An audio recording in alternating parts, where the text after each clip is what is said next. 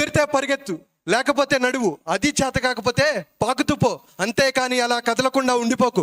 ఉద్యోగం రాలేదని, వ్యాపారం దెబ్బతినిందని, స్నేహితుడు ఒకరు మోసం చేశాడని, ప్రేమించిన వాళ్ళు వెళ్ళిపోయారని అలాగే ఉండిపోతే ఎలా? దేహానికి తప్ప దాహానికి పనికిరాని ఆ సముద్రపు కెరటాలే ఎగిసి ఎగిసి పడుతుంటే తలుచుకుంటే నీ తలరాతి ఇంతే అన్న వాళ్ళు కూడా నీ ముందు తల దించుకునేలా చేయగలిగే సత్తా అనేది. అలాంటిది ఇప్పుడు వచ్చిన ఈ కాస్త కష్టానికే తలంచేస్తే ఎలా? సృష్టిలో చలనం ఉన్నది ఏది ఆగిపోవడానికి వీలేదు.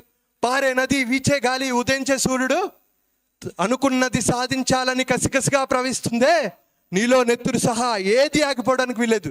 లే, బయలుదేరు. నీ మానసిక బాధల సంకెళ్ళను తెంచుకో. పడ్డ చోట నుంచే పరుగు మొదలుపెట్టు. నువ్వు పడుకునే పరుపు నిన్ను ఛేదరించుకోకముందే బద్ధకాన్ని వదిలే. నీ యద్దం నిన్ను ప్రశ్నించక ముందే సమాధానం వెతుక్కో. నీ నీడ నిన్ను వదిలేక ముందే వెలుగులోకి వచ్చాయి. మళ్ళీ చెప్తున్నా, కన్నీళ్లు కారిస్తే కాదు, చెమట చుక్క చిందిస్తేనే చరిత్ర రాయగలమని గుర్తు చేసుకో.